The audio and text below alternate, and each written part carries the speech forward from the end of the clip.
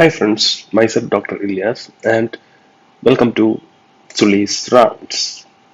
And today we are going to discuss about ABG analysis. And this is a simple six-step approach. So let's get started. So the first step of any ABG is to check the validity of ABG.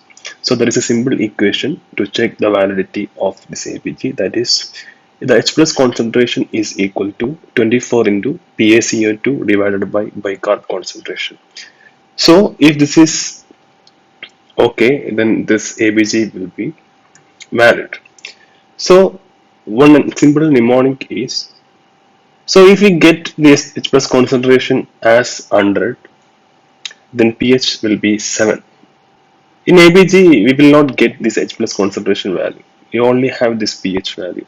So using bicarb concentration and this carbon dioxide concentration, we can get this H plus concentration. So from H plus, how can we calculate this pH simply? So this is a simple mnemonic. If the H plus concentration is 100, then the pH will be 7.00. And if it is 90, then means pH 7.05. We have to add 0.05. And if it is 80, automatically it is 7.10. And if it is 70, then this pH will be 7.15. But less than 70, we cannot use this trick. There is another trick that is called, that is, we have to subtract this H plus value from 80. So any value less than 70, we have to subtract this H plus value from this 80. So it will be the last two digit of the pH. So an example, if H plus concentration is equal to 40, then pH will be 7.40. That is 80 minus 40 is equal to 40. If the pH H plus concentration is 50, that means 80 minus 50, that is equal to 30. So pH will be 7.30. So this is how we have to calculate this H plus concentration and pH. So step 2, for any APG, the step first is you have to determine if there is alkalemia or acidemia. So any value less than 7.35 means it is acidemia, and any value more than 7.45 means alkalemia. That is, the normal blood pH is 7.35 to 7.45. And step 3 is the disturbance respiratory or metabolic, and the relationship between the direction of change in pH and PaCO2. So this is a simple table which shows the direction of change, and if the pH is less than 7.35, that's acidic, and it is acidosis, and the PaCO2 is higher, that means this acidosis is due to carbon dioxide retention. So the process will be respiratory. So if the pH and the PaCO2 are in opposite direction, the process will be respiratory. That is a fundamental thing in ABG. Second, if the pH is again low, that means there is acidosis, and PaCO2 is in the same direction, that is pH and PaCO2 in same direction, that means it is metabolic, that is it is metabolic acidosis. And if the pH is alkalotic and the PaCO2 in opposite direction, that means it is respiratory. Again, the pH and this PaCO2 is in the opposite direction. And if the pH is alkalotic, PaCO2 is again on this same direction, that means it is metabolic process. This is how we have to look for the change in direction of pH and PaCO2. So if pH and PaCO2 are in same direction, that means the process is metabolic. And if it is opposite in direction, that means it is respiratory. So the step 4, look, is there appropriate compensation for the primary disturbance? So we have already calculated this primary disturbance. So is there appropriate compensation for the primary disturbance? That's the next step. So how to calculate this compensation? The first thing we have to keep in mind that the compensation does not return the pH to normal. Okay, the compensation doesn't return the pH to normal. That's a fundamental thing. And this table gave a good idea about this expected compensation. So in a metabolic process, that is a metabolic process, the PaCO2 will be 1.5 into HCO3 plus 8 plus or minus 2. This is called Winder's formula. This formula is a very important Winder's formula, that is metabolic acidosis. In case of metabolic acidosis, the expected PCO2 value will be 1.5 into bicarb plus 8 plus or minus 2. And in case of metabolic alkalosis, the increase in PaCO2 is equal to zero point 0.6 into change in bicarb. And in case of acute respiratory acidosis, the increase in bicarb is equal to 1 by 10th of PaCO2. That means if there is 10 increase in PCO2, there is 1 increase in bicarb. And in chronic respiratory acidosis, that is the acidosis over 3 to more than 3 days, the increase in bicarb is equal to 3.5 into change in PCO2 divided by 10. That means there is 10 increase in PCO2, 3.5 change in this bicarb. And acute respiratory alkalosis, the decrease in bicarb is equal to the change in PCO2 into 2 by 10. And in case of chronic respiratory alkalosis, the decrease in bicarb is equal to 5 into change in PCO2 divided by 10. So, if the observed compensation is not the expected compensation, it is likely that more than one acid-base disorder is present. That's the thing. So, we have to calculate the expected compensation and look in the ABG. And if the observed compensation is not the expected compensation, it is likely that more than one acid-base disorder is present.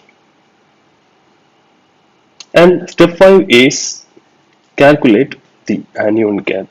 Even the pH is normal, in all ABG you have to calculate anion gap.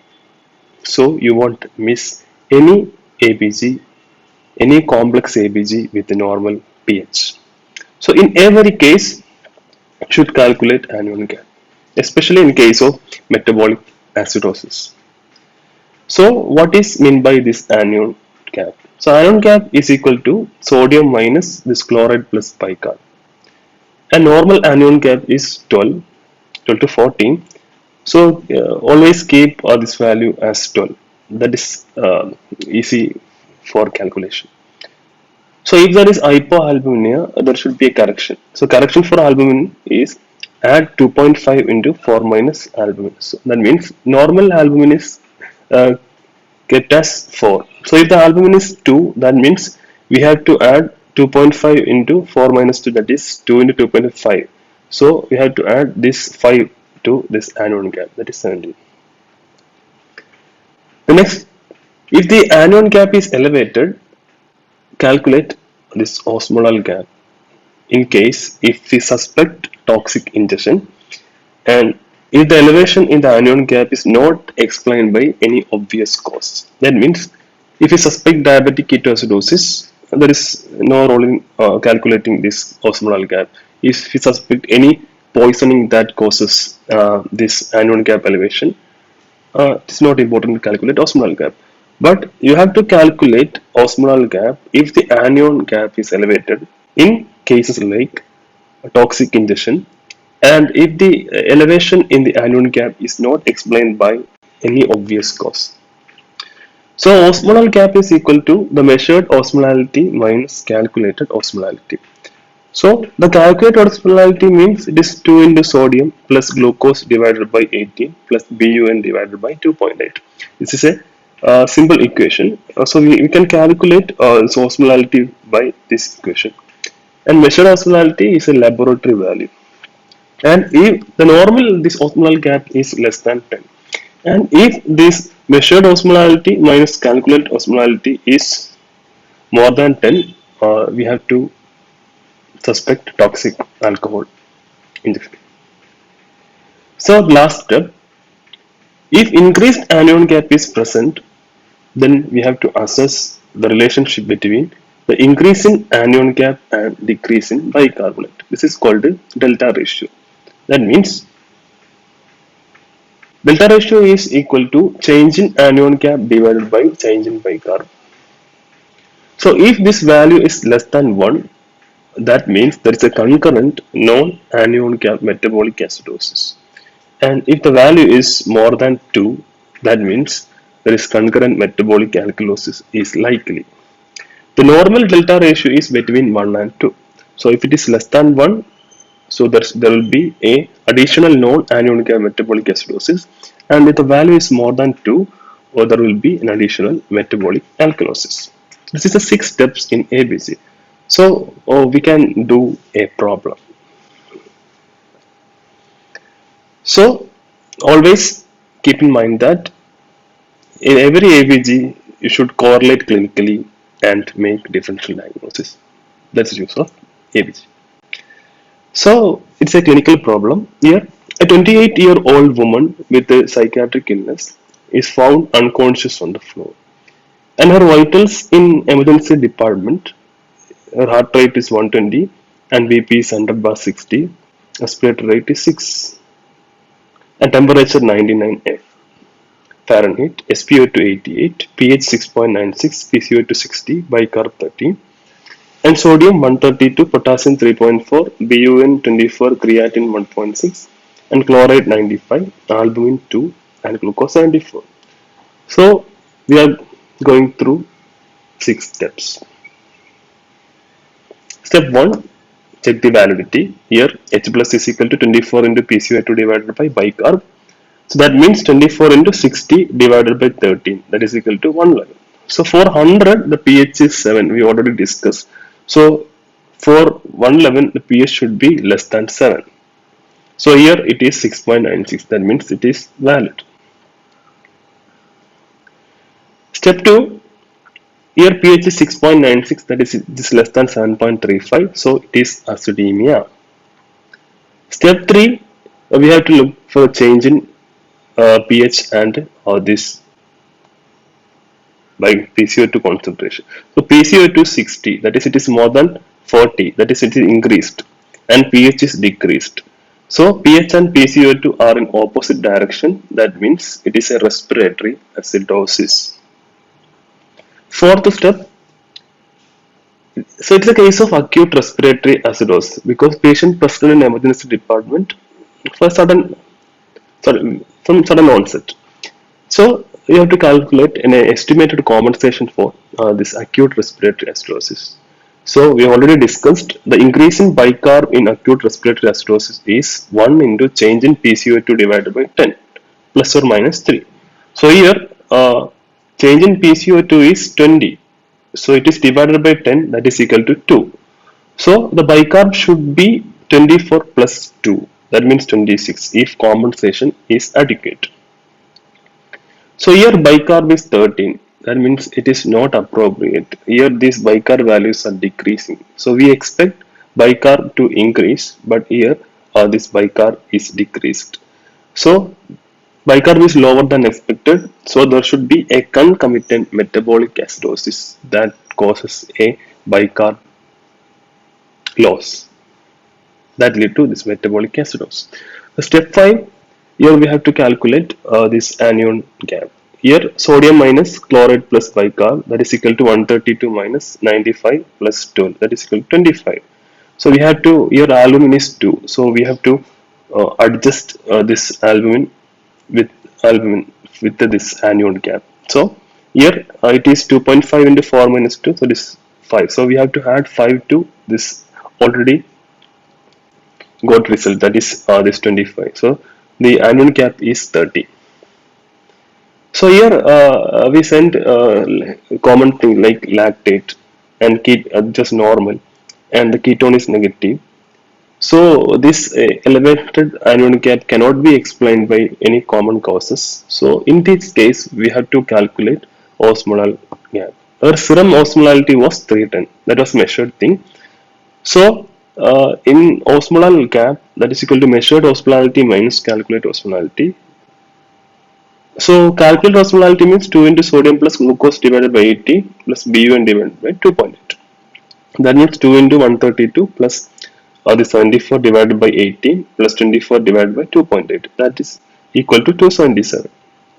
So this osmolar gap is equal to this 310 minus 277 is equal to 3. So it is more than 10. That means there is toxic injection. So we sent the serum ethanol. It is not detected, but toxicology screening positive for opiate. So we suspect a presumed ingestion of a toxic alcohol other than ethanol.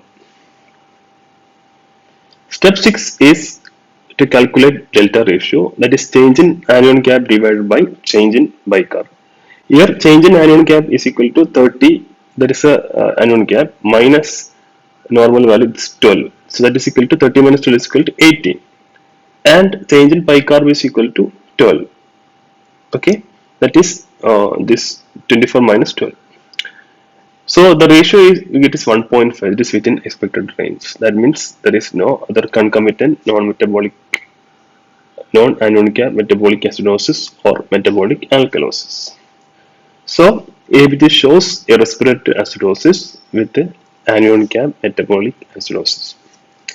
This is how we use ABG for diagnosing a case, especially in case of emergency management. So thank you for watching.